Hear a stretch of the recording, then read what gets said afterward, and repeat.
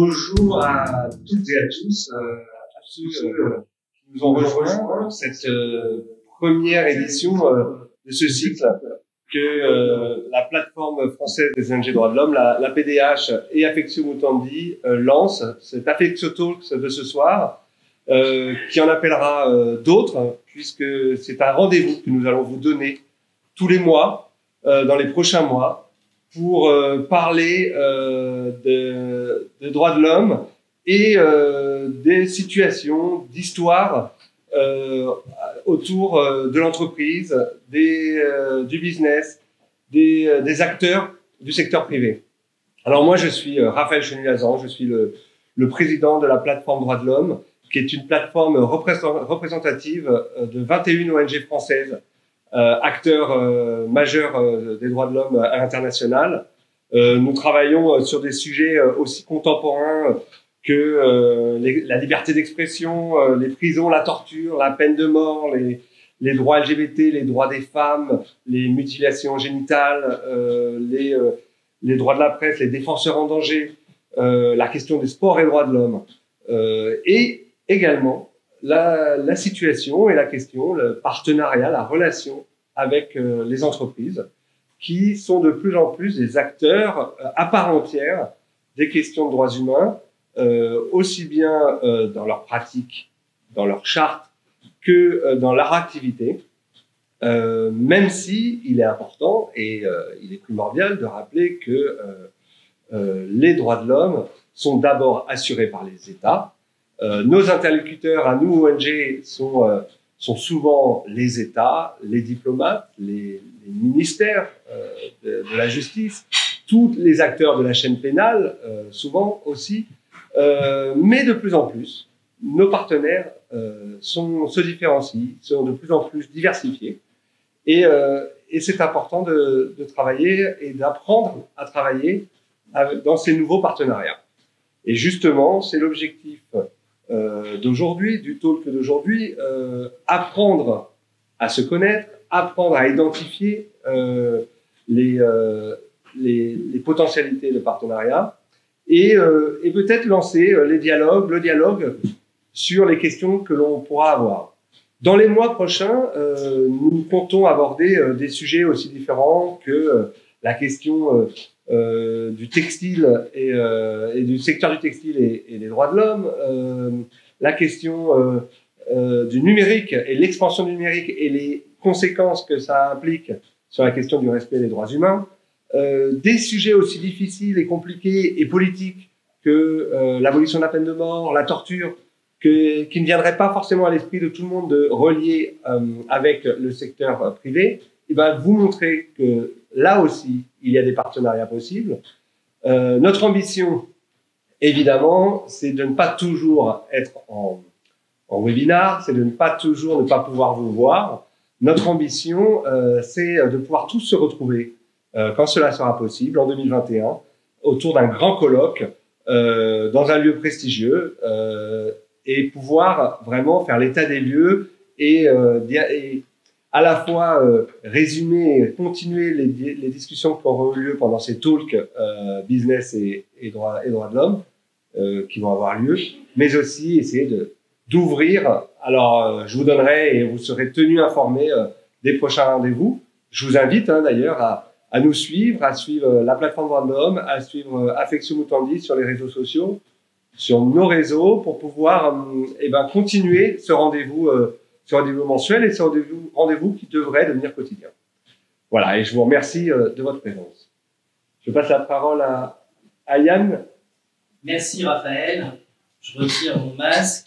Bonjour à toutes et tous, donc Affectio Mutandi est ravi d'être en collaboration avec la plateforme des droits de l'homme pour organiser ce cycle de webinars pour un premier temps, comme Raphaël l'indiquait.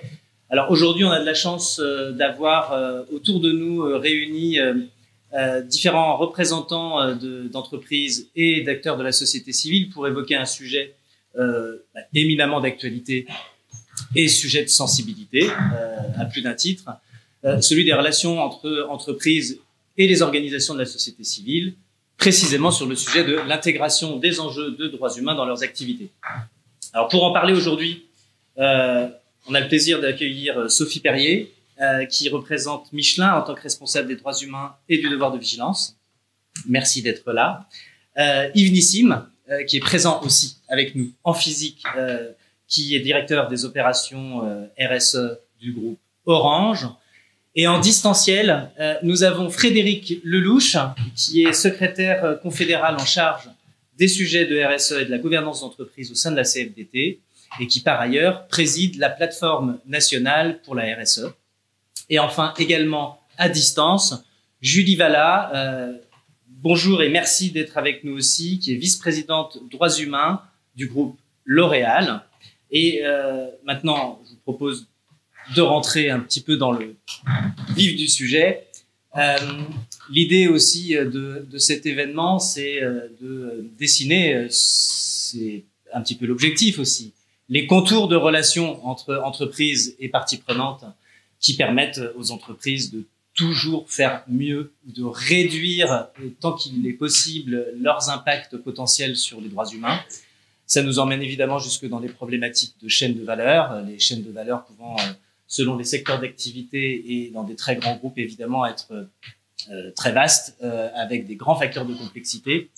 Et donc l'idée de cet échange, qui aura lieu en 2 temps, c'est dans un premier temps d'entendre chacun des panélistes pour un propos liminaire d'environ 5 minutes, où ils, elles, vont un petit peu nous présenter leurs principaux enjeux et culture d'entreprise sur ces sujets-là, s'agissant des représentants d'entreprise, ou en tout cas leur perception des enjeux autour de la relation entreprise et organisation de la société civile.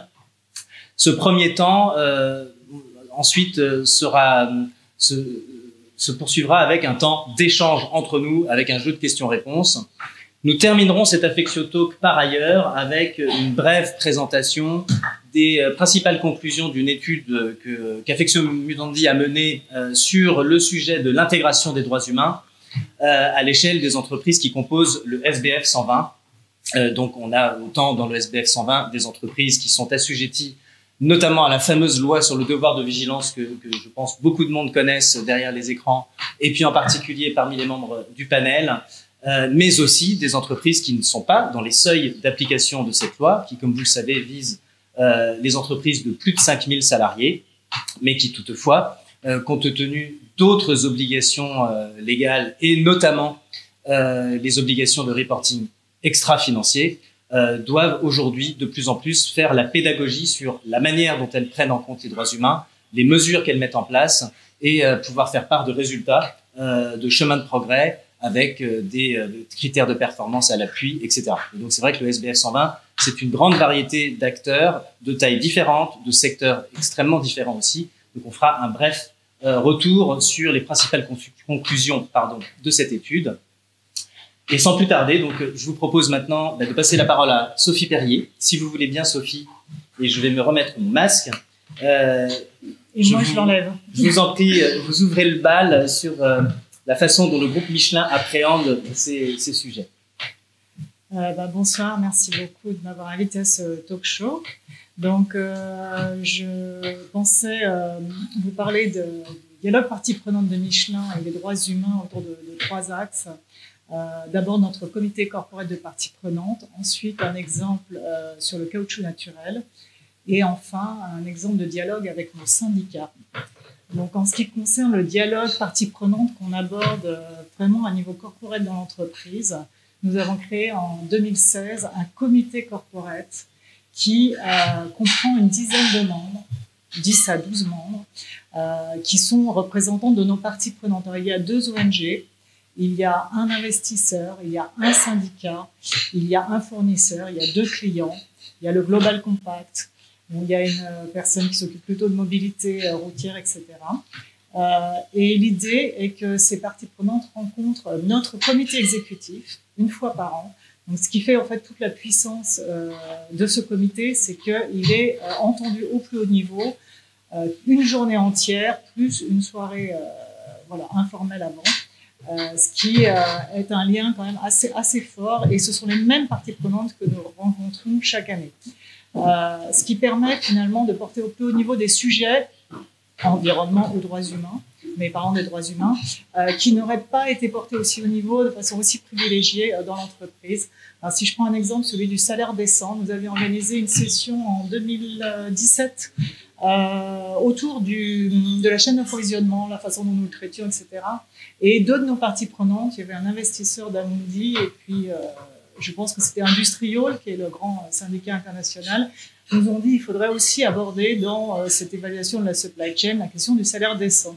Et à l'époque, notre COMEX découvrait totalement ce sujet, n'en avait pas encore entendu parler, et ça les a vraiment impressionnés en disant, bah oui, évidemment, il faudrait absolument, non seulement que nos salariés, mais aussi nos fournisseurs aient un salaire décent.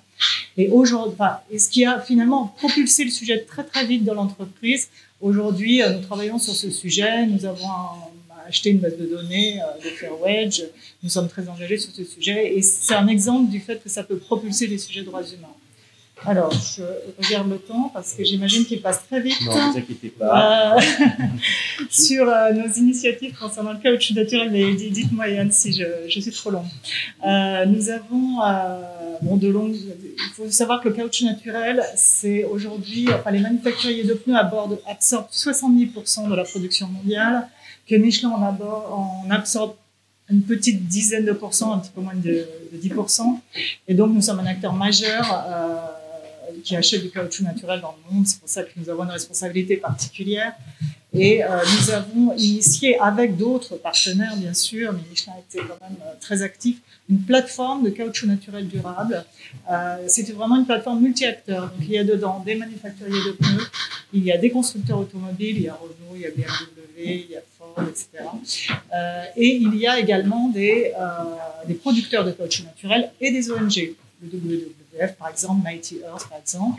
Et donc, le but, c'est d'élever les standards de la filière pour justement avoir une filière durable sur le plan environnemental, mais aussi sur le plan des droits humains, avec des problèmes de revenus des agriculteurs quand les cours baissent, avec des problèmes parfois d'horaire de travail, avec des problèmes de propriété terrienne, etc. Tous ces sujets sont abordés de façon collective et avec l'ensemble des acteurs. Donc je vais directement, je pense, aborder le troisième sujet concernant l'exemple que je voulais citer autour du dialogue social, parce qu'une partie prenante vraiment importante, ce sont nos syndicats, et que depuis plusieurs années, nous essayons vraiment de les impliquer en amont dans les grands projets de réorganisation de l'entreprise. Et ça, c'est vraiment un exemple de vrai dialogue avec nos parties prenantes directes de l'entreprise sur des sujets extrêmement délicats sur lesquels on avait l'habitude de les informer une fois que le projet était relativement ficelé. Aujourd'hui, on essaie de partager le plus possible le diagnostic économique de la situation des usines, de la compétitivité des usines, de les rendre conscients des enjeux qu'ont les dirigeants d'entreprise pour trouver ensemble des solutions. Ça a été par exemple à une usine de Roanne qui était un petit peu vouée dont l'avenir était très incertain. Et ce dialogue avec eux a permis de recentrer l'usine sur des produits plus compétitifs, avec des modes de production plus compétitifs, mais en étant vraiment, vous voyez, j'ai le minuteur, en ayant vraiment la participation des syndicats, et ça s'est passé extrêmement bien. Aujourd'hui, l'usine va bien, et on essaie de multiplier cette méthode un petit peu partout où nous sommes présents. Merci Sophie. Alors pour vous avez ouvert le bal des démarches qui peuvent être mises en œuvre en illustrant avec quand même plusieurs dimensions là sur la discussion avec le monde syndical et des initiatives qui touchent directement des problématiques de chaîne de valeur impliquant des parties prenantes, y compris des compétiteurs, si je comprends bien, ainsi que des ONG. Je vais de ce pas redonner la parole à Yves Nissim, qui va pouvoir reprendre son propos témoignant des actions d'Orange sur le sujet. Merci. Bonjour à tous et merci pour l'invitation d'être là.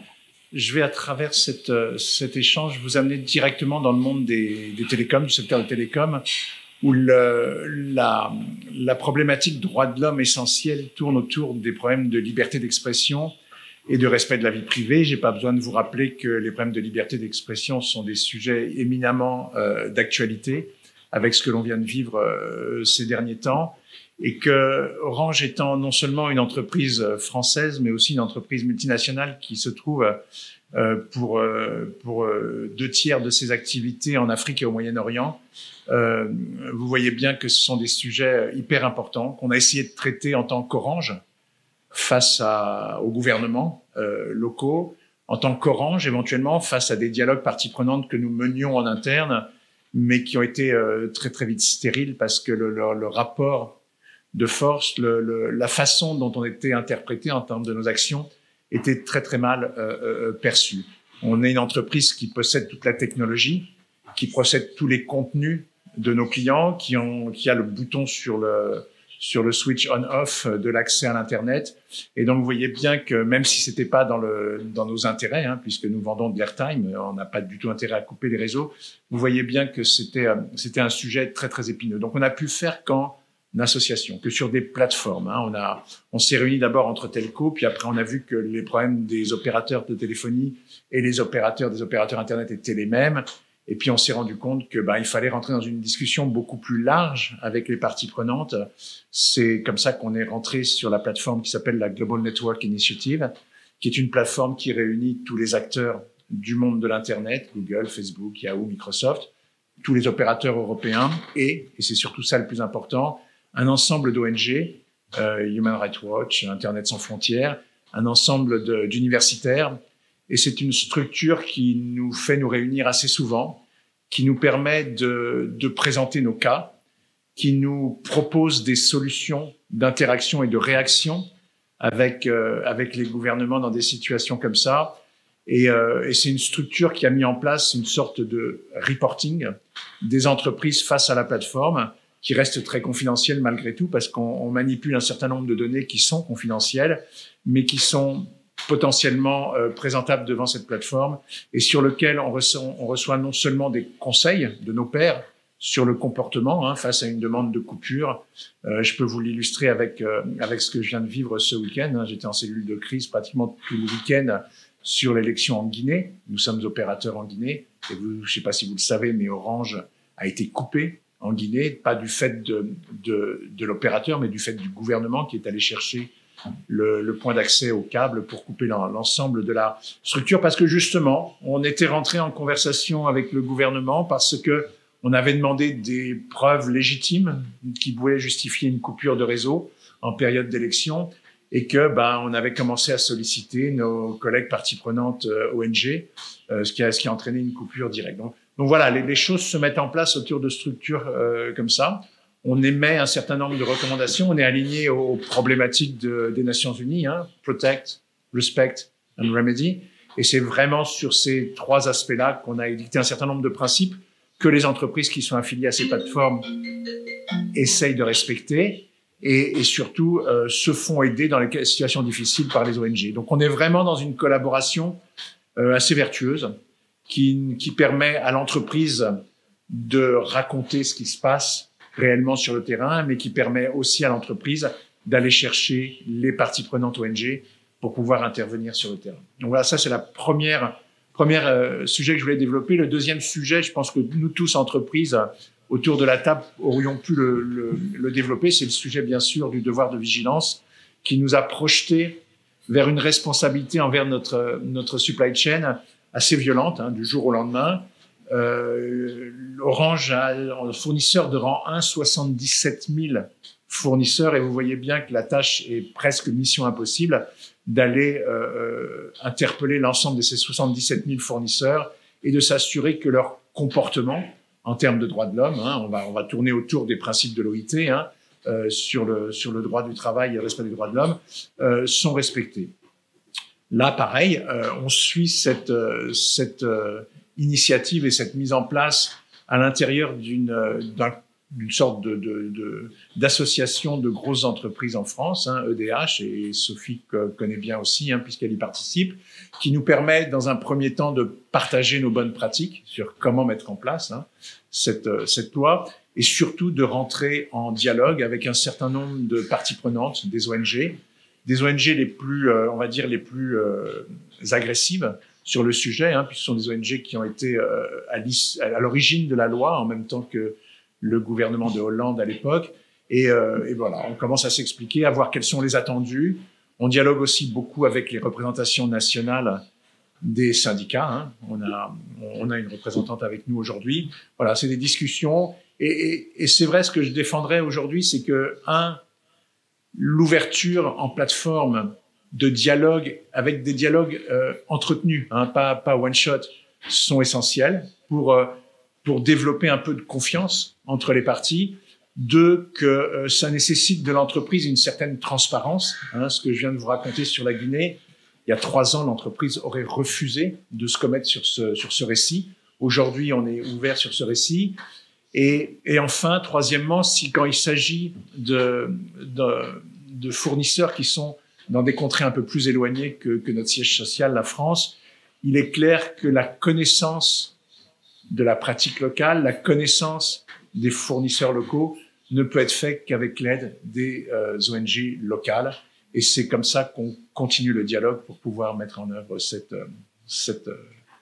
loi. Voilà, je vais m'arrêter là pour le liminaire. Merci Yves.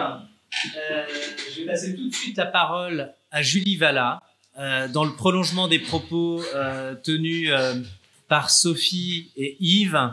De quelle manière L'Oréal, Julie, appréhende cette relation aux parties prenantes sur le sujet du respect des droits humains? Merci Yann pour cette question et pour ton invitation. Donc L'Oréal est aussi, comme Orange et comme Michelin, un grand groupe international présent dans de très nombreux pays, un peu moins d'une centaine, avec 86 000 collaborateurs et collaboratrices et de très, très nombreux fournisseurs et parties prenantes au sens large. Et parmi nos enjeux, parce qu'on en a de nombreux en droits humains, mais parmi nos enjeux, le sourcing, l'approvisionnement des matières premières minérales et végétales qui composent nos produits sont clés, et notamment s'assurer que, non seulement sur le plan climatique et environnemental, l'extraction ou la production se fait de manière respectueuse, mais surtout côté droits humains, qu'il n'y a pas de travail des enfants ou de travail forcé, ou que les conditions de travail sont décentes, font partie des grands enjeux sur lesquels L'Oréal travaille, se positionne. Donc, notamment les équipes achats durables responsables de ces questions, avec le soutien de mon équipe droits humains et d'autres parties prenantes internes, externes, et notamment de nombreuses ONG qui accompagnent dans tous les pays ces projets. Donc à la fois des ONG locales, mais aussi des ONG internationales. Et je voulais partager un exemple en particulier concernant le mica, qui est un minerai dit green parce qu'il a peu d'impact sur l'environnement par rapport à son extraction, il est facile à extraire. L'Oréal l'utilise, se source principalement en Inde, même s'il y en a dans d'autres régions du monde, mais L'Oréal est exclusivement en Inde. Et le problème, c'est que du point de vue social et droits humains, comme il est facile d'extraction, il implique du travail des enfants et du travail forcé. Donc, il y a eu toute une réflexion au sein de L'Oréal à ce sujet, parce que comme il y a des équipes de recherche pointues chez L'Oréal, il y avait une possibilité de développer une alternative au mica. Donc une alternative chimique. Et la question qui s'est posée à ce moment-là, c'est est-ce qu'on arrête de se sourcer en Inde? Or, après un dialogue approfondi avec les ONG, et notamment les ONG locales, mais pas uniquement, les ONG internationales aussi, elles nous ont dit que non. Si les grands acteurs arrêtaient de sourcer dans la région, ça allait entraîner une pauvreté encore plus grande dans cette région. Donc du coup, fort de ce dialogue et de ces échanges, une initiative a été créée qui s'appelle la Responsible Mica Initiative, la RMI, qui est multipartie prenante, donc qui est composée non seulement de L'Oréal, mais également d'autres entreprises, d'autres secteurs industriels qui utilisent le mica, qui est en fait un petit minerai qui brille et donc qui est utilisé dans les cosmétiques, sur certains fards à paupières, etc., mais aussi dans l'industrie automobile ou dans l'industrie de la peinture pour faire les revêtements brillants, de certaines applications, voitures ou autres. Et donc ça réunit donc cette initiative non seulement plusieurs secteurs industriels, mais aussi des ONG. Il y a notamment Terre des Hommes qui fait partie de cette initiative, pour le côté international, et puis il y a d'autres ONG locales, et des représentants régionaux, étatiques, venant donc des régions d'Inde qui sont concernées par cette exploitation du mica. Et donc cette initiative multipartie prenante a été très vertueuse, même si elle est assez neuve, hein. Elle a été créée il y a 3 ans maximum, et elle est en train donc de se mettre en place. Mais néanmoins, elle a déjà permis de mettre en place des assessments, enfin des audits collectifs, et puis d'apporter un soutien aux communautés locales qui sont impliquées, et de fédérer les différentes parties prenantes, et notamment les fournisseurs et les mines locales qui participent de cette production. Donc on peut pas dire maintenant que le travail forcé et le travail des enfants a été éradiqué, mais on peut dire qu'il a très largement baissé depuis la mise en place de cette initiative, qui continue, hein, parce que c'est un working progress, qui continue à agir activement en ce sens. Voilà, c'était un peu l'exemple que je voulais partager. Et donc, pour rebondir sur ce que disait Yves et sur ce que disait Sophie, c'est vrai que ce dialogue partie prenante, il est très important qu'il soit fondé sur la transparence et sur la confiance, et elle se construit petit à petit. Et donc là, maintenant, il y a un club de parties qui se connaissent bien et qui échangent les différents challenges rencontrés, justement pour trouver des solutions. Ça prend un petit peu de temps à construire, mais au final, c'est win-win pour tout le monde. Voilà ce que je voulais partager. Pour ces premiers inputs de votre part, je propose maintenant à Frédéric de rebondir. Là, on a eu une première salve de témoignages et d'approches sur la relation aux parties prenantes venant des entreprises, du côté du monde syndical, et aussi, évidemment, avec votre casquette de la plateforme nationale pour la RSE, qui est composée de multiples parties prenantes, dont des ONG. Quelle est la vision que vous pouvez avoir des meilleures approches à développer en termes de partenariat entreprises et organisations de la société civile au sens large sur les sujets de protection des droits humains? Je vous laisse la parole, Frédéric. Merci encore. Yann, et merci à tous.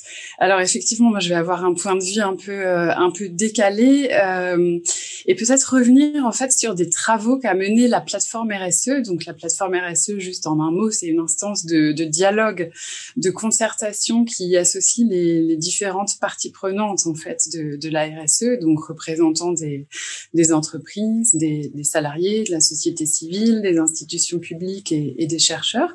C'est une plateforme qui existe depuis 2013, qui est placée auprès du Premier ministre et qui est hébergée par France Stratégie. Et elle adresse des recommandations au gouvernement et aux acteurs économiques. Il y a quelques temps, en 2016, la plateforme avait travaillé autour du plan national entreprises et droits de l'homme, un peu en réponse à la demande de la Commission européenne qui avait demandé aux États membres de se doter d'un plan national pour la mise en œuvre des principes directeurs des Nations Unies relatifs aux droits de l'homme et aux entreprises. Alors, en 3 mots, cet avis, il avait été bien sûr construit sur la base du triptyque de Ruggie, protéger, respecter et remédier. Il rappelait la responsabilité de l'État et il mettait aussi l'accent évidemment sur le rôle des entreprises dans la promotion des droits de l'homme. Et puis, il étendait la responsabilité à la chaîne de valeur.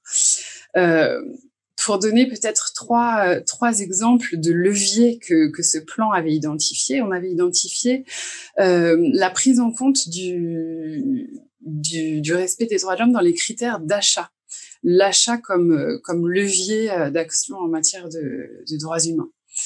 Le deuxième levier qu'on avait identifié, c'était... Alors, il faut savoir qu'à l'époque, la loi sur le devoir de vigilance n'avait pas encore été adoptée. Donc, on incitait les entreprises à mettre en œuvre, à publier des plans de vigilance afin d'identifier les risques de leurs activités à travers leur chaîne de valeur, de prévoir des mesures afin de les prévenir, de les atténuer, d'y remédier. Enfin, voilà, maintenant, on connaît ça bien. Et puis le troisième axe, c'est tout ce qui a trait à la promotion du dialogue social, à l'expression en fait des salariés dans toute la chaîne de valeur, comme un peu outil de renforcement des droits de l'homme.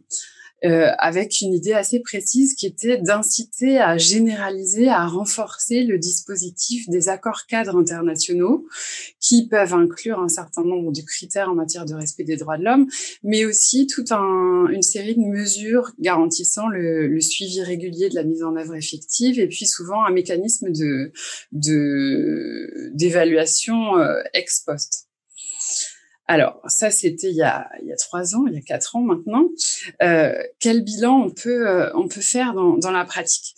Alors, il y a un bilan du plan national qui est confié à la Commission nationale consultative des droits de l'homme, la CNCDH, qui finalise en ce moment ses travaux et qui rendra public ses conclusions dans les prochains mois, à l'occasion des 10 ans des principes directeurs des Nations Unies, un peu pour lancer la décade de la mise en œuvre 2021-2031. Mais je peux quand même faire part d'un certain nombre d'éléments tirés des échanges avec les différentes parties prenantes de la plateforme RSE et puis par ma pratique syndicale auprès de militants d'entreprise. Donc évidemment, mon propos va être un peu générique, il illustre des grandes tendances observées et il ne représente pas évidemment tout ce que font les entreprises. Le premier constat, c'est on peut noter une amélioration de la prise en compte des enjeux des droits humains. On peut dire que les entreprises sont de plus en plus nombreuses à s'engager, à rendre compte, certainement sous l'effet de la progression des normes en matière de RSE. Il y a une avocate internationale, Elise Grou, qui parle d'une image d'une galaxie des normes en expansion. Je trouve que l'image est assez parlante. En ce qui concerne le volet droits humains des plans de vigilance, par exemple, c'est davantage étoffé. Mais ce qu'on observe, c'est que du coup, il y a une logique de conformité qui prévaut. Et malheureusement, je dirais, les droits humains deviennent de plus en plus un sujet de compliance. Alors, je vois 2 raisons à ça. La première, c'est qu'on parlait de la responsabilité de l'État en introduction. L'État, dans cette dynamique, n'a pas, ou en tout cas pas suffisamment du point de vue des différents acteurs, accompagné la mise en œuvre. C'est-à-dire, en fait, il y a cette idée que les droits humains, c'est pas seulement une affaire de relations face à face entre une ONG et une entreprise. Il y a vraiment des attentes fortes des différentes parties prenantes autour d'un mécanisme de suivi, par exemple de la mise en œuvre du devoir de la loi sur le devoir de vigilance, besoin d'une méthodologie. On entend souvent le fait qu'on n'est pas assez accompagné et ça manque aux acteurs. La deuxième raison que je vois, c'est que en fait, il y a souvent une méfiance réciproque, je dirais, qui peut être éventuellement alimentée dans un contexte de judiciarisation des affaires, notamment autour de la loi sur le devoir de vigilance à laquelle on pense évidemment. Et donc, bien souvent, l'enjeu pour les entreprises, même si je suis obligée de caricaturer en étant schématique et de grossir un peu le trait, mais parfois, l'enjeu pour les entreprises va être, à travers leurs relations avec les ONG, de gérer, de prévenir le scandale, de prévenir la controverse et d'être mu un peu par des enjeux de risque de réputation. Du côté des ONG, et encore une fois, il faudrait introduire de la complexité, de la nuance dans ce que je dis, parce qu'il y a toute une myriade d'ONG très différentes, et donc très très diverses. Mais du côté des ONG, il peut y avoir la crainte d'être instrumentalisée, de servir de caution, et du coup, elles préfèrent garder une indépendance qui leur permet de garantir un peu une capacité critique, sans parler évidemment des moyens limités que peuvent avoir les ONG. Donc ça, c'est un peu le premier constat, finalement, une amélioration notable de la prise en compte des enjeux droits humains, mais qui n'est pas complètement aboutie parce qu'elle se fait dans un contexte un peu de méfiance. Le deuxième constat, c'est finalement des liens, des relations avec les parties prenantes insuffisantes. Du coup, ça a comme effet que les enjeux droits humains sont insuffisamment pris en compte dans la stratégie des entreprises. Alors pourquoi? Premièrement, souvent les questions des droits humains sont des sujets dans des comités de parties prenantes. Ce qu'on voit, c'est que quand les comités de parties prenantes sont mis en place, souvent, les recommandations n'atteignent pas la stratégie de l'entreprise. Alors, c'est moins vrai après une controverse, mais voilà, c'est le rapport Nota-Sénar, par exemple, pointait cette problématique sur le fait qu'il y a besoin de liens entre ce comité des parties prenantes, quand il existe, et le conseil d'administration de l'entreprise. C'est quelque chose sur lequel on revient souvent à la plateforme RSE, un besoin que les enjeux RSE, les enjeux droits humains soient portés au plus haut niveau et à ce niveau-là, l'engagement des dirigeants est décisif. La deuxième raison, peut-être, que je vois pour expliquer cette relation avec les parties prenantes qui est insuffisamment nourrie, qui n'irrigue pas suffisamment la stratégie des entreprises, c'est que parfois le format comité partie prenante n'est pas adapté et parfois, en fait, ça a déjà été évoqué, mais en fait, je partage, effectivement, c'est pas la seule solution. Il y a d'autres formules qui peuvent être envisagées et l'exemple de EDH est intéressant. C'est un peu ce qu'on fait à la plateforme RSE, c'est-à-dire on n'est pas en face à face, mais on est avec une diversité d'acteurs et on construit en commun, on mutualise nos pratiques et ça permet de dépasser une méconnaissance, parfois une défiance, et c'est de nature à créer la confiance. C'est un mot qui est revenu souvent dans les interventions. Je pense que la confiance, ça se construit et ces méthodes peuvent y contribuer.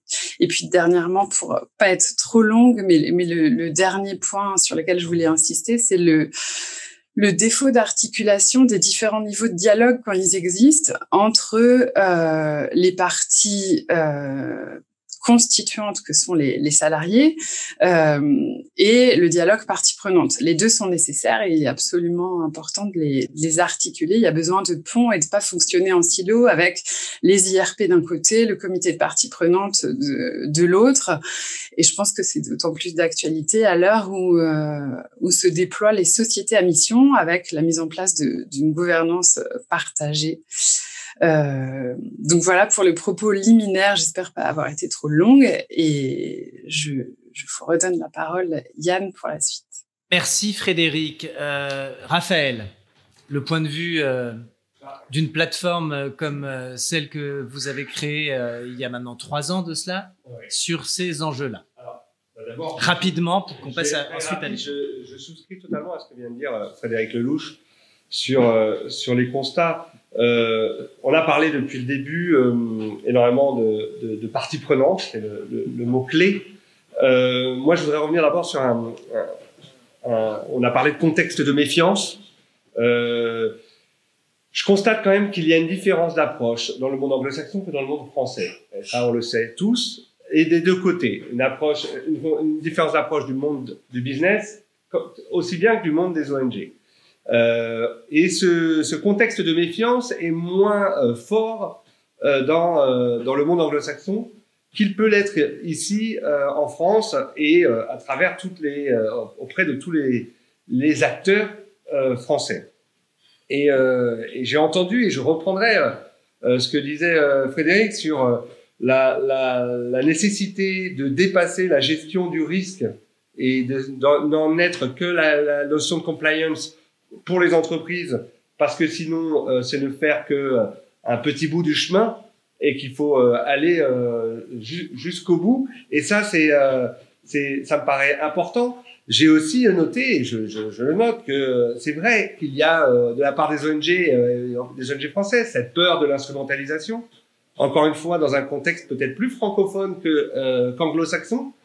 Et je pense qu'aujourd'hui, il faut arriver à penser différemment, à think different, comme diraient les anglo-saxons, outside the box, out of the box plutôt, et sortir de ces idées, de redéfinir ces parties prenantes peut-être, parce que je suis d'accord, les parties prenantes dans le cadre de comités sont trop réducteurs. Je suis d'accord quand il disait qu'il y a besoin de transparence, il y a besoin de confiance, mais il y a finalement besoin, cette confiance, elle se bâtit sur la régularité, sur un cadre, sur des parties prenantes qui sont prises dans leur ensemble et pas piochées.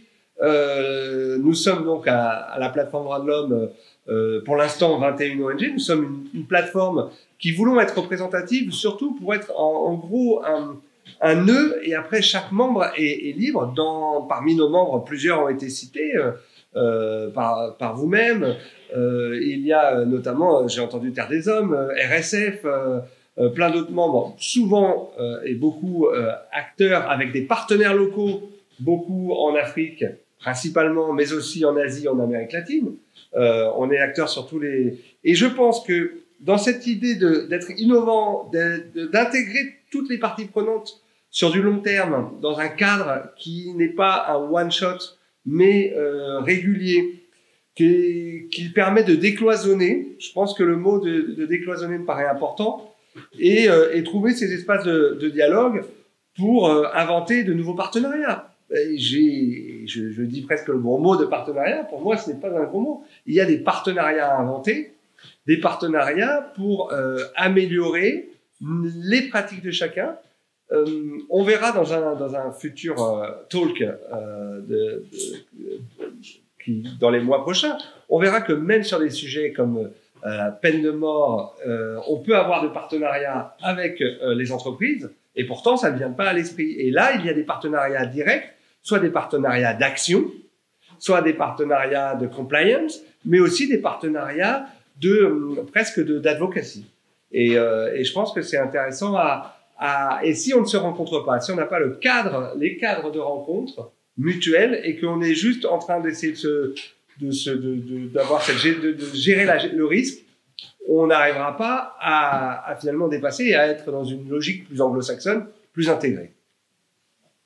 Merci Raphaël pour la concision. Ça permet maintenant d'aborder la même thématique. On a déjà dressé un portrait assez complet de la problématique. Maintenant, rentrons dans certaines questions d'ordre peut-être opérationnel ou pratique.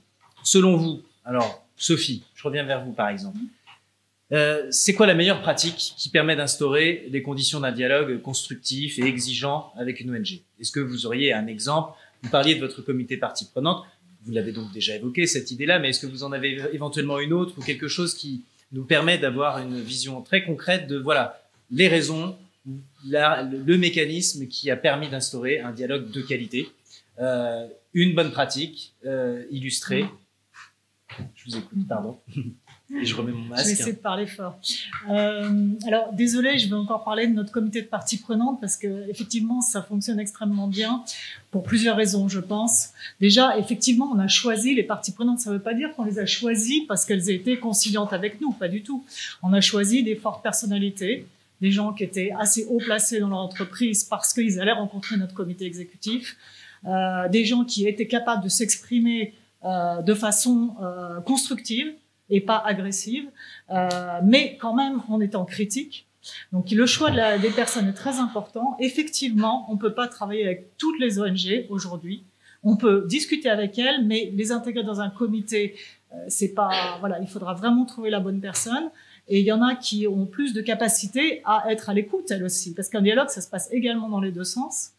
Et alors, je pense que, alors déjà, on leur fait signer un accord de confidentialité, c'est assez important. Vous parliez de choses concrètes, donc on leur fait signer un engagement assez clair, c'est-à-dire que ils sont là vraiment pour nous éclairer, mais nous sommes en mesure de décider ce qui est bien pour l'entreprise. C'est-à-dire qu'on les écoute avec humilité, et ça, nos dirigeants sont vraiment briefés là-dedans pour être totalement ouverts et totalement humbles, mais in fine, elles doivent savoir que on reste maître de l'entreprise. Donc le contrat est très clair. Et enfin, je pense qu'une des conditions très importantes également, c'est la régularité, c'est-à-dire que de les rencontrer les mêmes d'année en année, voire 2 fois par an, c'est très important parce que on sait que tout ce qu'elles nous ont dit, elles vont nous demander des comptes à un moment donné. Ah, mais qu'est-ce que vous en avez fait? Et donc on sait qu'on va les revoir les mêmes 1 an ou 6 mois plus tard. Et ça, c'est vraiment, ça donne beaucoup de force et de crédibilité au dialogue. Et derrière, on engage effectivement des plans d'action, c'est-à-dire qu'on sélectionne les idées qui nous ont semblé les plus pertinentes et on met en place des groupes de travail pour travailler sur certaines de ces idées, pour pouvoir revenir vers elles 1 an plus tard en leur disant voilà ce qu'on a accompli, il y a eu un vrai travail derrière. C'est pas juste on s'est rencontrés et c'est sympa, on s'est bien, voilà, on s'est bien parlé et au revoir. Merci Sophie. Est-ce que Yves, vous voudriez peut-être nous apporter aussi un éclairage sur une espèce de condition sine qua non de réussite d'un partenariat, en tout cas d'un dialogue? Oui, je voudrais pour commencer refaire aussi un historique, que vous compreniez bien la situation.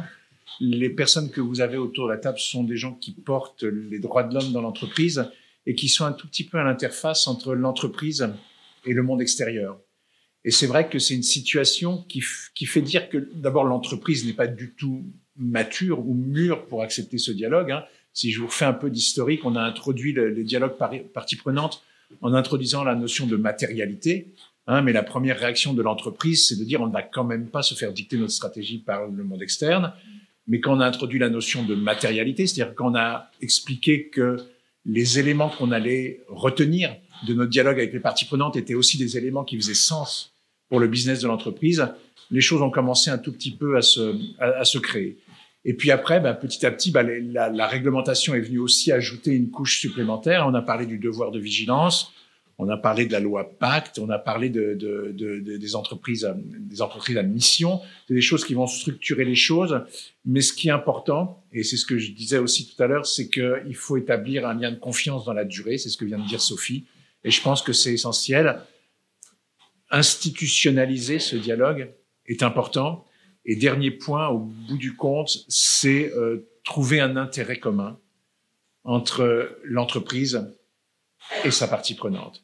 Je veux dire, je vais vous donner quelques exemples pour Orange qui fait du dialogue avec la partie prenante sans le dire, c'est un peu comme Monsieur Jourdain, mais qui a été chercher une structure ou des compétences externes au moment où elle se trouvait face à des questions qui étaient difficiles. 2 exemples, on a eu très récemment. Le premier, on a eu des problèmes diplomatiques en Égypte, et c'est clair qu'après la salve de problèmes qui est arrivée, le groupe a intégré un ambassadeur dans son environnement. Vous voyez, donc ça, c'est typiquement une partie prenante qui a été intégrée, non pas sous la forme d'un comité, mais en tant que personne pour son savoir. Puis le deuxième exemple que je vais vous donner, c'est que le retour du confinement a posé des vraies questions de mise en œuvre. Le groupe a intégré un directeur d'ARS dans son environnement pour nous aider à mettre en place les principes de retour au travail après les périodes de confinement. Et sur chaque problématique comme ça, vous allez voir qu'une compétence réelle d'une partie prenante externe apporte quelque chose à l'entreprise, et en retour, bien sûr, la personne qui intervient s'assure que l'entreprise a un comportement idoine face à une problématique. Voilà, et vous pourriez construire de façon complètement pratique un comité uniquement en répondant à un certain nombre de problématiques de l'entreprise pour le construire. Je suis pas sûr, comme les lois nous y indiquent ou comme les entreprises à mission nous poussent, qu'un comité statutaire est la meilleure chose.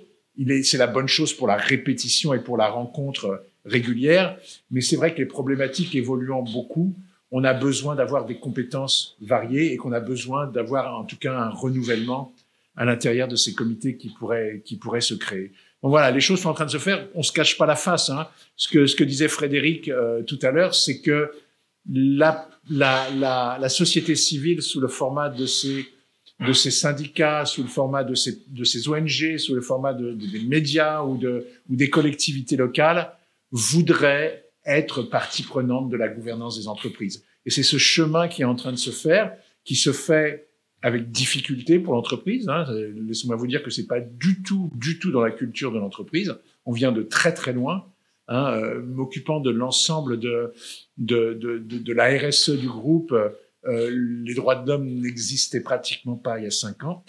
Excusez-moi. aujourd'hui, ils occupent une grosse partie de notre environnement.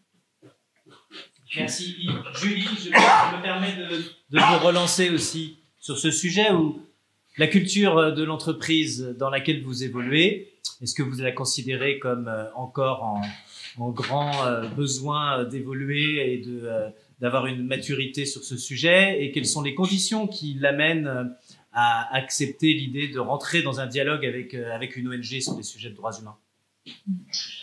Non, je rejoins Yves sur le fait que effectivement c'est un chemin de progrès, un working progress comme disent nos amis les Anglais. Alors c'est vrai que nous, Sophie, Yves et moi, effectivement ça fait partie de notre métier, de notre fonction portant la RSE et les droits humains, d'être l'interface un peu entre ces deux mondes, entre l'entreprise qu'on connaît bien et également le milieu des ONG qu'on côtoie régulièrement. Donc c'est un peu notre mission de porter cette parole dans ces deux mondes et de faire en sorte qu'ils coexistent. Donc au sein de L'Oréal, il y a beaucoup de relations, constructives avec les ONG dans les métiers RSE et dans les métiers achats responsables. En revanche, c'est vrai, au plus haut niveau stratégique business, c'est pas encore tout à fait mature. Ça évolue. La situation est très différente aujourd'hui que celle d'il y a 5 ans, comme disait Yves à juste titre, mais il y a encore un chemin à faire. Et par exemple, quand L'Oréal a signé, je crois que c'était il y a 2 ans, un partenariat avec le Danish Institute for Human Rights, qui est un peu l'équivalent de la Commission nationale consultative française, hein, chaque pays ayant sa commission. Bon, L'Oréal a choisi le Danish Institute parce que, non pas parce qu'ils sont danois, mais parce qu'ils ont une compétence spécifique sur le sujet droits humains et entreprises, et qu'ils ont déjà travaillé avec plusieurs parties prenantes et plusieurs groupes. Ça n'a pas été non plus simple, parce que, comme ça a été évoqué à plusieurs reprises aussi, au cours de ces échanges, les ONG ont envie, et à juste titre, de préserver leur indépendance. Et elles n'ont pas envie d'être vues comme faisant du greenwashing ou du social washing, là en l'occurrence, en se commettant avec des entreprises. Donc il y a toute une ingénierie aussi contractuelle à mettre en place. Donc c'est pas du tout des contrats type classiques qu'on fait avec des fournisseurs, et donc on doit adapter aux conditions des ONG qui sont très différentes de celles d'un business partner habituel. Donc des clauses qui mettent ces ONG en confiance et qui leur permettent d'assurer leur indépendance. Donc le fait de conclure un partenariat au cas par cas, hein, comme le disait Yves, ou à plus long terme. En attendant, il faut qu'elles aient des garanties que leur indépendance sera préservée. Donc ces garanties, comme je le dis, elles passent par des clauses contractuelles, mais aussi par un engagement de prendre en considération ce qui a été dit, même si tout ne sera pas suivi, mais au moins de mettre des règles du jeu très claires sur ce que l'entreprise peut faire, ne peut pas faire, et expliquer. Voilà, si on ne se conforme pas dans l'intégralité des conseils, au moins expliquer pourquoi tous les conseils n'ont pas pu être pris en compte pour telle et telle action. Donc il y a plusieurs axes en fait qui visent à construire cette relation petit à petit, mais voilà, le droit joue aussi un rôle à travers les contrats adaptés dans ce type de situation. Julie, donc là on constate bien la difficulté à rassembler en fait tous les éléments qui permettent de créer une relation de confiance, puisqu'il s'agit manifestement de ça. La problématique, elle est pour que les parties s'engagent l'une et l'autre, il faut que la confiance se soit établie, et ça fait partie intégrante à travers des dispositifs de gouvernance tels que les comités de parties prenantes, mais aussi la régularité des réunions, et puis la manière dont il y a une clause de rendez-vous régulière pour faire état des avancements ou des difficultés. Mais alors sur ce point justement, Frédéric, peut-être sur une question là d'ordre très pratique. Est-ce qu'il y a un moment plus opportun qu'un autre pour entamer un dialogue avec une partie prenante, telle qu'une ONG ou d'autres? Est-ce que c'est au moment, puisqu'on parlait de la loi sur le devoir de vigilance, et il est vrai que là les 3 entreprises représentées, ils sont assujettis, donc il y a un exercice de cartographie des risques. Est-ce que c'est au moment de l'établissement d'une cartographie des risques, qu'il est le plus opportun, par exemple, d'ouvrir un dialogue avec une partie prenante? Est-ce que c'est plutôt au moment des choix de priorité? Est-ce que c'est au moment de la mise en place ou l'élaboration des dispositifs de contrôle? Est-ce qu'il y a une étape plus pertinente qu'une autre? Ça peut aller jusqu'à, évidemment, la résolution de litige, je pense. Mais Frédéric, est-ce que vous avez un avis là-dessus? L'existence ou pas d'un moment privilégié pour établir le dialogue?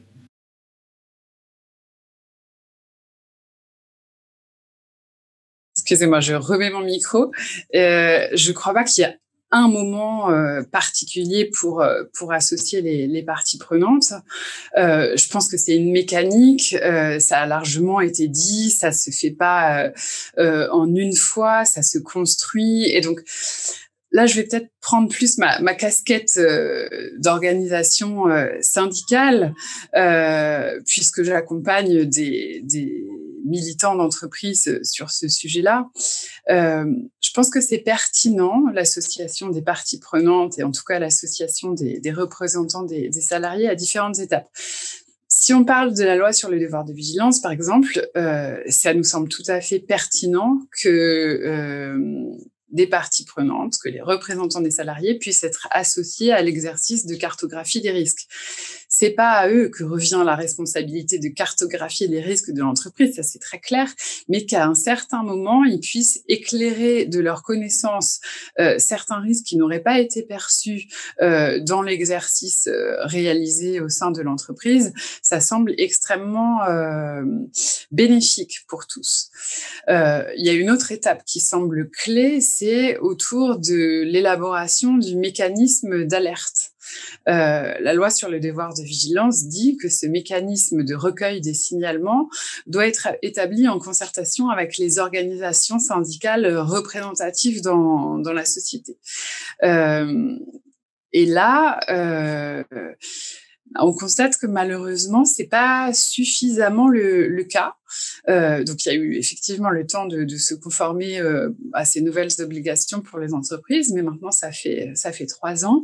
Et c'est vrai que dans ce qu'on observe, quand il y a association des parties prenantes et notamment des parties constituantes que sont les représentants des salariés, c'est plus sous forme d'information plutôt que de vraie concertation, que de vraie co-construction. Et puis, une autre étape pour continuer sur les différentes étapes, les 5 étapes de la loi sur le devoir de vigilance, il y a l'étape du suivi, évaluation des mesures, puisqu'on est dans cette idée d'un processus itératif qui se répète. Et donc, l'association des parties prenantes, l'association des représentants des salariés, elle a toute sa place au moment où on rend compte, au moment où on suit les mesures. Et là, sans créer de nouveaux comités, sans créer de nouvelles réunions spécifiques, ça peut tout à fait s'inscrire dans le mécanisme de suivi des accords cadres internationaux qui prévoit un mécanisme de suivi. Donc, il y a un certain nombre d'entreprises qui ont couplé les deux dispositifs, les deux mécaniques, et qui, dans leur accord cadre international, font référence à la loi sur le devoir de vigilance et qui intègrent le suivi de la loi et donc qui intègrent un peu systématiquement les parties prenantes dans le suivi et évaluation des mesures. Donc voilà, pour répondre à votre question, je pense qu'il y a un certain nombre de moments où ça peut être pertinent, peut-être différemment, peut-être plus ponctuellement à certaines étapes, peut-être de façon plus nourrie à d'autres. Encore une fois, je ne crois pas qu'il y ait de formule magique valable pour toutes les entreprises et je pense que c'est aussi dans le dialogue en fonction de l'écosystème de l'entreprise, de ses relations avec ses parties prenantes que ça se décide. Merci Frédéric. Raphaël, est-ce qu'il y a des conditions particulières attendues d'une ONG pour entamer un dialogue avec une entreprise? Est-ce qu'il y a quelques notions clés, de mots-clés, sans lesquels l'établissement même d'un début de dialogue est inenvisageable? D'abord, les ONG aujourd'hui sont devenues, on parlait tout à l'heure de l'introduction d'ambassadeurs en termes de consultants, en termes de consultance pour les entreprises, les ONG aujourd'hui ont développé des vraies expertises de diplomatie. Nous sommes des intervenants diplomatiques dans le cadre tripartite avec les États et les différents États dans lesquels nous intervenons. Cette position, qui est assez nouvelle, je dirais, depuis une vingtaine d'années. Avant, les ONG n'étaient que dans de la dénonciation. Aujourd'hui, depuis 20 ans, les ONG sont de la dénonciation, mais en même temps, nous travaillons à essayer de faire émerger les solutions avec les États. Là, je parle d'un partenariat traditionnel dans notre dialogue avec les États, qui sont pour l'instant nos premiers interlocuteurs. Ce sont d'abord les États, les gouvernements, les ministères principalement, des fois les institutions nationales des droits de l'homme, parce qu'il faut rappeler que c'est une institution para-étatique, mais qui dépend de l'État. Donc les institutions nationales aussi sont des acteurs dans lesquels les ONG sont partie prenante. Donc, avec ces États, la première des choses pour instituer cette situation de confiance, et je prends l'exemple des États parce qu'après je peux le décliner avec les entreprises, c'est de partir en étant d'accord sur là où on veut aller. Est-ce que l'État, les parties prenantes sont d'accord ensemble sur là où elles veulent aller? Elles veulent aller, est-ce qu'on est d'accord qu'on veut améliorer la situation? Sinon, aucun dialogue n'est possible. Vous savez que moi, je suis le directeur général de l'Ensemble contre la peine de mort. Mon mandat, c'est l'abolition de la peine de mort dans le monde. Dans notre pratique, dans notre méthodologie, nous sommes en capacité de dialoguer avec n'importe quel État. Autant soit peu que cet État ait une velléité à avancer vers l'abolition ou à avancer vers une prochaine étape. Je ne demande pas forcément l'abolition. Dans cette situation, je suis prêt à discuter avec n'importe quel État, l'Arabie Saoudite, la Chine ou l'Iran. Mais pour l'instant, ce n'est pas possible puisqu'ils ne veulent pas avancer, ces pays-là. Mais moi, si demain l'Iran me demande de travailler avec eux, ça sera comme ça. Je reviens maintenant sur l'entreprise. Aucune entreprise n'est l'Iran ou l'Arabie Saoudite. Mais je suis dans la même démarche de où on veut aller. Est-ce qu'on veut aboutir à une amélioration de la situation, à un travail sur les constats? Donc on va travailler sur le contexte et le constat. Si on tombe d'accord sur les bases minimum, je pense qu'on peut aller vers un partenariat. Et le partenariat, dans toutes ses formes possibles, en tout cas dans un dialogue concerté. Et puis, je voudrais réagir aussi à ce qui a été dit, que je trouve intéressant quand même, parce que c'est un mot qui est de plus en plus fort, sur faire sens. Et la recherche de sens, qui n'était pas du tout dans l'imaginaire de l'entreprise il y a de nombreuses années, commence à prendre.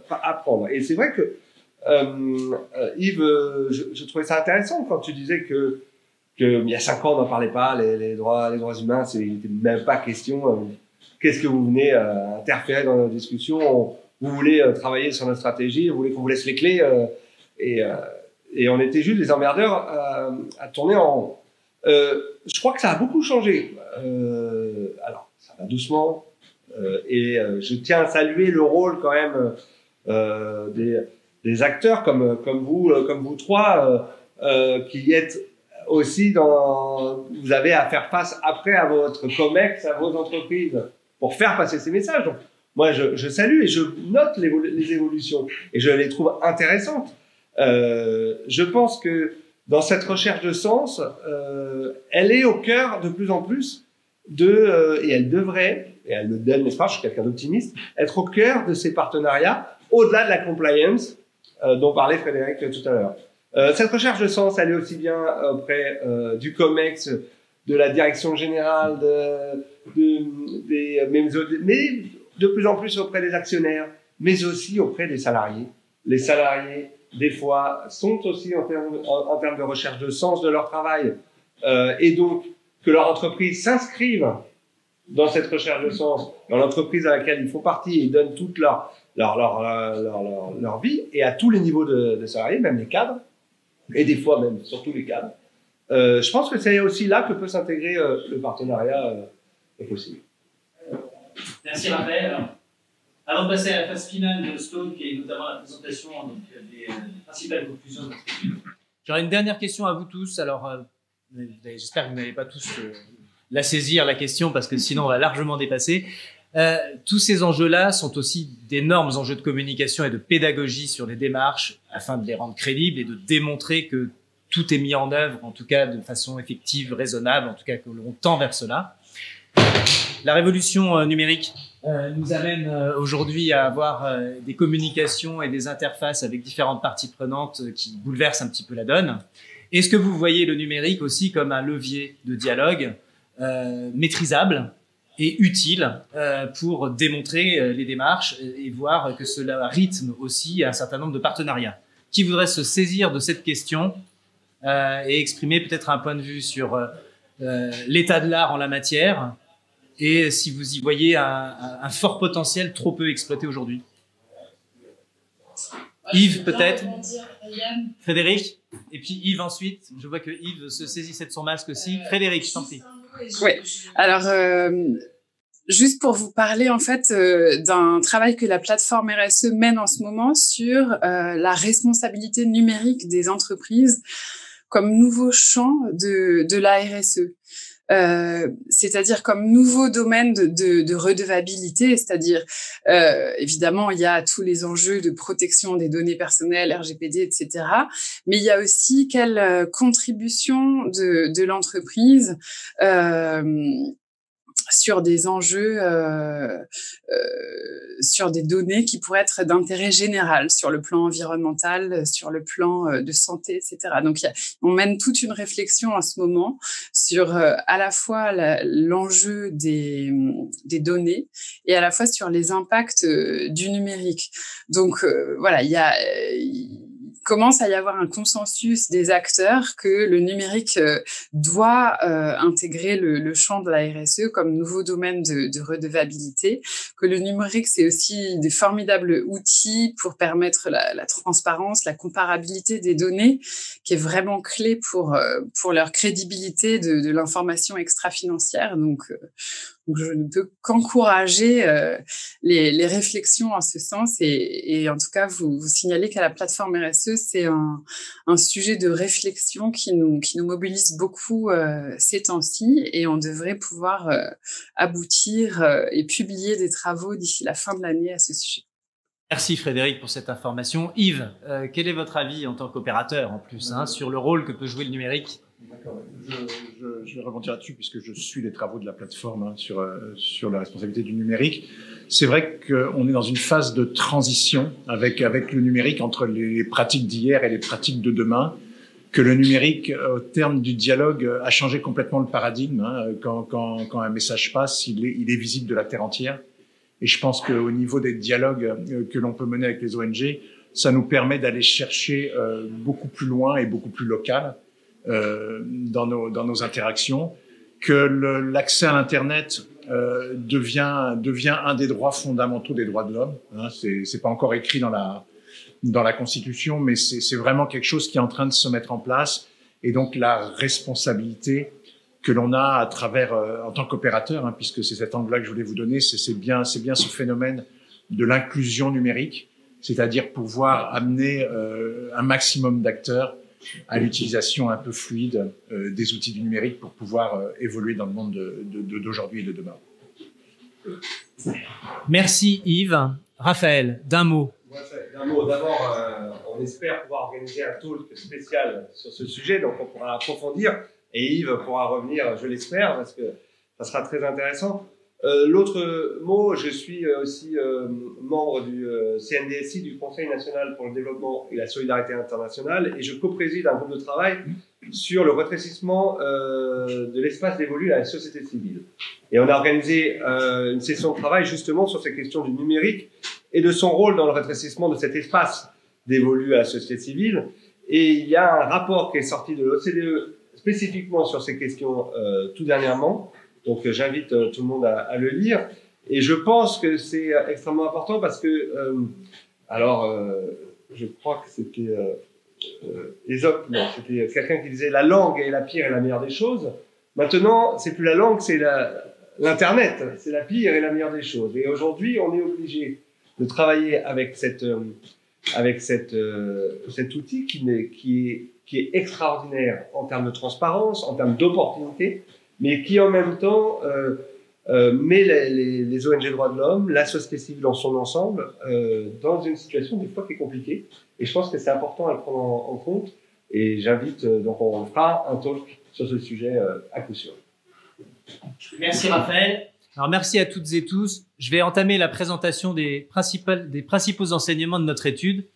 On verra si j'arrive à faire ça dans un délai très restreint, si certains d'entre vous veulent réagir à certaines des conclusions. Ça recoupe déjà certains éléments qui ont été indiqués et vous allez voir qu'on se rejoint. Et donc l'étude, elle a porté sur les sociétés du SBF 120, comme je vous l'indiquais. Le but est de s'inscrire dans le contexte dans lequel on est, à savoir que on est dans un contexte de convergence des normes, convergence des attentes qui prennent des dispositions légales de nature soft ou hard, qui finalement convergent tous dans le même sens sur le sujet des droits humains. Les entreprises sont attendues pour identifier, traiter et puis rendre compte de la manière dont elles gèrent les impacts qu'elles peuvent avoir sur les droits humains. Ça s'inscrit dans un contexte de révolution digitale qui constitue les nouvelles frontières de la transparence aussi. C'était mon point qui me permettait de faire un petit peu la jonction. Et l'étude, elle a évalué donc la façon dont les entreprises communiquent sur le sujet dans leurs différents documents réglementaires, mais aussi à travers les réseaux sociaux. L'idée étant aller rechercher de quelle manière les entreprises, et là je rebondis sur les propos de Frédéric tout à l'heure, ne se limitent pas à de la stricte compliance. Le but de l'étude, sa singularité, c'est un peu ça, c'est de faire émerger ce qui va constituer de ce que nous avons désigné comme de l'extra-compliance, c'est-à-dire la conquête en permanence de points d'amélioration avec un impact tangible et pas seulement la gestion de risque et de la gestion de réputation. Donc juste pour vous donner un petit peu le cadre on a 5 grands critères que l'on a pris en considération et le premier d'entre eux, c'est le discours. Précisément, la manière dont l'entreprise parle de ces sujets, comment ces sujets sont incarnés, et évidemment le recours aux réseaux sociaux devient déjà un vecteur, mais qui reste encore sous-exploité à notre avis. Ensuite, c'est l'engagement, la manière dont l'entreprise s'engage et priorise et se fixe des objectifs. Le troisième, ce sont les mesures qui sont mises en œuvre. Et évidemment, là, on recoupe tout ce qui est attendu dans le cadre du devoir de vigilance. Le quatrième, c'est la reddition d'informations, donc la manière dont les résultats sont restitués. Et enfin, le dernier critère et cinquième critère, c'est l'intégration du sujet des droits humains, non pas dans les processus de décision au sens anticipation des risques et gestion des risques, mais dans le business model. Donc, est-ce qu'il y a, parmi les entreprises du SBF 120, déjà un certain nombre d'entreprises qui ont vraiment intégré cette dimension dans leur offre de biens et services. Sur le premier volet, qui est le volet du discours. Donc là, vraiment, nous sommes dans des grandes lignes qui nous permettent de dire que à ce jour, alors les 3 dimensions, c'était le mode de communication. Et donc là, un des enseignements que l'on tire, c'est qu'en fait, la communication réglementaire est insuffisante pour convaincre.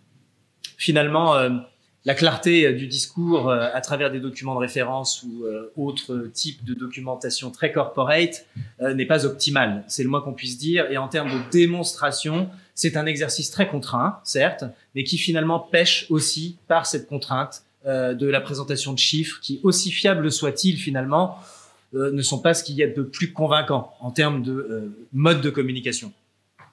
Il y a la disponibilité de l'information. Aujourd'hui, s'il s'agit, c'est quand même très souvent le cas, de passer d'un chapitre à un autre dans ces différents documents pour se faire une idée de la clarté de la démarche, c'est que la démarche n'est pas claire. Et c'est vrai qu'encore aujourd'hui, ça reste un vrai chemin afin d'avoir un maximum d'éléments quand on est une partie prenante attentive sur le caractère effectif ou raisonnable des démarches qui sont mises en œuvre. Et enfin, il y a le niveau d'incarnation du discours, où il est vrai qu'aujourd'hui, il est depuis le début, sur l'origine, à partir du moment où les grands dirigeants s'expriment sur le sujet, c'est déjà évidemment une bonne pratique. Ce sont des mandataires sociaux, donc ils incarnent la voix de l'entreprise en s'exprimant publiquement à travers des diffusions sur du papier glacé ou dans la presse ou dans des conférences. Toutefois, un des vrais sujets pour nous à terme, c'est que l'incarnation sera d'autant plus efficace que si justement les résultats des démarches ou les démarches mises en œuvre sont incarnés par les dirigeants, certes, mais par les gens comme vous en charge de ces sujets au sein de l'entreprise, bien évidemment, mais aussi dans les échelons plus bas au niveau du collaborateur sur le terrain, qui va témoigner des choses, et a fortiori, les parties prenantes qui vont pouvoir incarner un discours indiquant tel opérateur agit de cette manière, voilà de quelle manière nous travaillons ensemble. Et c'est vrai que là, l'incarnation descendante, de plus en plus, selon nous, constitue une voie d'avenir pour démontrer l'efficacité et la crédibilité d'un discours sur les sujets de RSE et de développement durable et de droits humains. Ici, en particulier, c'est le cadre de l'étude. Pour l'information, seulement 7% des entreprises ont obtenu la totalité des points sur ce critère. Donc, on voit qu'il y a une grande marge de progrès. Parmi les choses qu'on peut juste indiquer, par exemple, Maison du Monde, qui est très bien classée dans cette étude. Maison du Monde évoque ce partenariat avec Emmaüs, qui témoigne dans sa communication sur la manière dont les choses sont mises en place. Et il est vrai que ça fait partie de ces bonnes pratiques que l'on peut considérer comme démonstratives sur la façon dont l'entreprise appréhende ces sujets.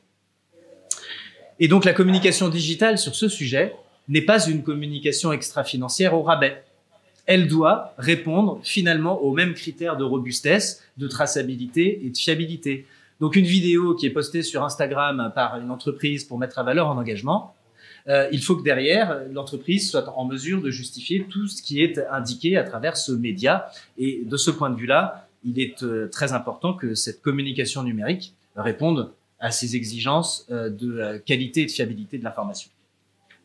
1/6 seulement des entreprises, on a pu le constater à ce stade-là, utilisent véritablement les réseaux sociaux pour faire valoir leur démarche sur les sujets de droits fondamentaux.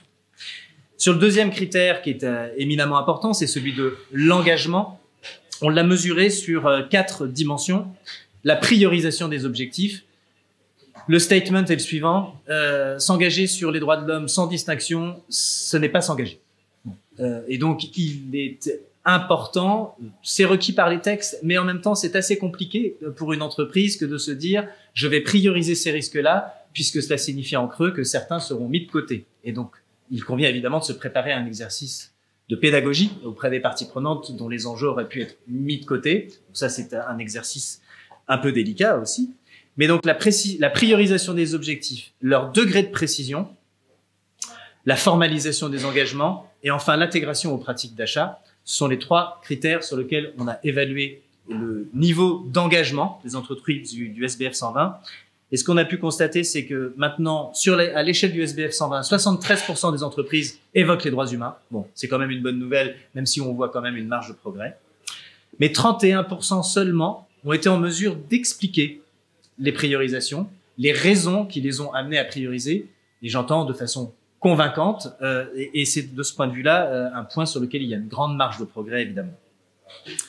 Parmi les choses que l'on voit comme des axes de progrès absolument impressionnants, ce sont les pratiques d'achat, aujourd'hui, qui restent encore insuffisamment irriguées par ces sujets. Il y a des clauses RSE aujourd'hui, bien sûr, mais l'articulation entre ce que peut dire et faire une direction RSE, peu importe son appellation, ce que fait la direction achat et ce qu'en pense la direction juridique, je pense que là, on a déjà une espèce de trio en interne à l'entreprise qui, aujourd'hui, ne travaille et n'aligne pas encore suffisamment ses pratiques.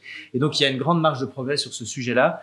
Et on peut parler des modalités de rémunération des acheteurs aussi, qui, dans le prolongement des engagements, constitue un point assez décisif et qui, aujourd'hui, est encore un point de faiblesse. Les incentives, pour parler en franglais, des acheteurs sur le respect des droits humains, à notre sens, n'en sont qu'à un âge d'enfance et tout reste à faire sur le sujet. Le troisième critère sur les mesures, et je vais vite parce que déjà on a largement dépassé le temps. Sur les mesures, en fait, nous sommes dans le dispositif de vigilance, hein, donc il s'agit d'évoquer la vigilance au sens strict, cartographie et les moyens mis en œuvre et les dispositifs d'alerte.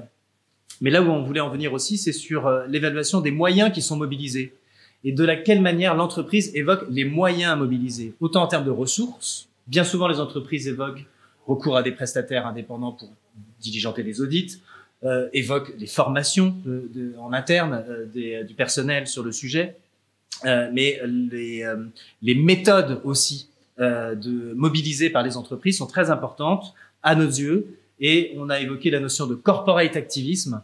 On entend beaucoup d'entreprises de plus en plus évoquer leur contribution au bien commun à travers des raisons d'être, à travers des missions.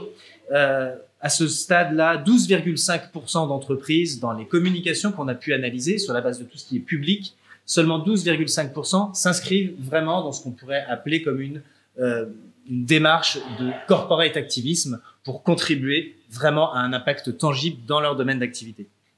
Alors là d'ailleurs, il y a plusieurs exemples et dont deux qui sont présents ici, mais Michelin et la Rubberway, qui est un dispositif qui permet de suivre la filière EVA avec une construction d'une application sur le sujet avec des ONG et certains de vos compétiteurs, elle est évoquée comme vraiment constituant une pratique. C'est Michelin, pardon, autant pour moi, Sophie. Sur le côté de Orange, c'est Jack et c'est votre partenaire avec d'autres compétiteurs où là vous avez mutualisé les dispositifs d'audit, ce qui effectivement permet d'avoir une meilleure influence aussi sur votre pool de fournisseurs sur l'amélioration de leurs pratiques. Sur les partenariats avec les parties prenantes qui font partie intégrante des mesures, on voit encore très peu de précision sur des narratifs de ces partenariats. Et là, il est évident que c'est une vraie marge de progrès, que d'être en mesure, dans un reporting annuel ou par les autres biais de communication sur le sujet, à mesure pour chaque partenariat pertinent, il s'agit de fixer les seuils, peut-être, bien sûr, mais que l'impact tangible attendu soit exprimé, les objectifs le soient aussi, que le budget alloué sur le partenariat soit explicite et raconté, et qu'évidemment, il y ait des KPI, des critères de performance, ainsi que le rôle et la responsabilité jouée par chacun des acteurs dans le partenariat en question. Ça fait, à notre sens, partie des enjeux qui pourraient être fédérateurs et créateurs de confiance avec les parties prenantes, que de partager ce type d'informations aussi auprès du public. Enfin, après les mesures, il y a la reddition d'informations, et donc là, nous sommes vraiment sur l'exercice aujourd'hui un peu protocolaire de la reddition d'informations sur ces sujets. Les 3 critères qu'on a retenus sont la transparence sur les performances, évidemment au sens large, donc le degré de précision, les KPI, mais aussi sur la reddition sur les incidents et l'information sur les litiges.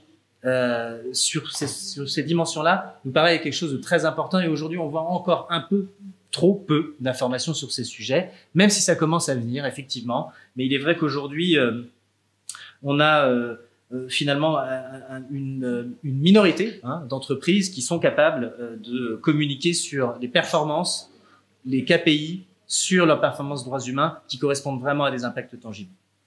Et enfin, ce qui nous semble très important, il est illusoire d'être dans l'exhaustivité, mais ce que nous désigne, nous, par des cycles de vigilance sur un enjeu précis, sur un projet précis, être en mesure de raconter le cycle entier, indiquant voilà les risques qui ont été identifiés, voilà les dispositifs qui ont été mis en œuvre pour le traiter, voilà les objectifs, et voilà les résultats. Cet effort de pédagogie, une entreprise sur 2, à peu près, seulement encore à ce jour, s'y est essayé pour au moins montrer un exemple de cycle de vigilance. On considère que dans la reddition d'informations aujourd'hui, c'est peut-être ça qui va être décisif, parce qu'en s'intéressant à un enjeu, ça peut être une catégorie d'achat, ou ça peut être sur un pays où il y avait un enjeu en particulier, être en mesure de raconter le cycle de vigilance sur ces typologies de moments ou d'enjeux tangibles pour une entreprise, communiquer à travers les réseaux sociaux notamment, nouant un dialogue, mais très resserré, avec un vrai suivi. Ça permet d'éluder l'obstacle de l'exhaustivité, mais de rentrer dans un degré de détail très précis et convaincant quand il s'agit d'adresser un sujet en particulier.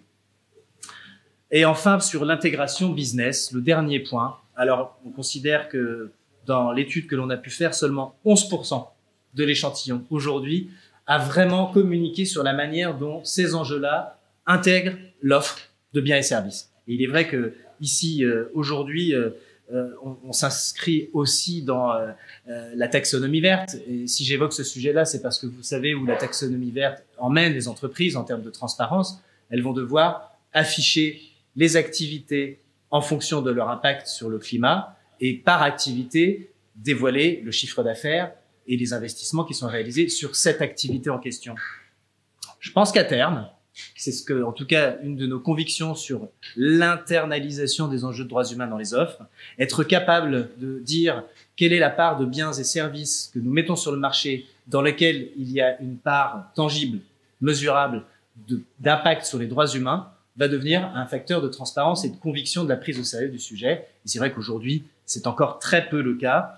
Mais il est vrai que une des bonnes pratiques qu'on a pu constater, par exemple, c'est le groupe Legrand, qui indique la quote-part des objectifs de chiffre, la quote-part et les objectifs de chiffre d'affaires qui sont générés par les offres qui permettent notamment, c'est le métier de Legrand, l'accès à une énergie abordable. Et donc, ce type de déclinaison d'informations, c'est une démonstration de l'intégration dans le business. Et on commence à constater seulement le début de ces actions aussi dans la création de structures d'investissement dédiées, où certains opérateurs, et c'est vrai que là, Carrefour, par exemple, évoque récemment dans une levée de fonds assez importante qu'il y aura un delta assez significatif qui sera vraiment dédié à, là, pour le coup, les enjeux de transition alimentaire. Là, on se situe vraiment dans une offre qui, avec des dimensions droits humains dedans, dans la chaîne de valeur, peuvent indiquer une vraie intégration des sujets de droits humains dans l'offre.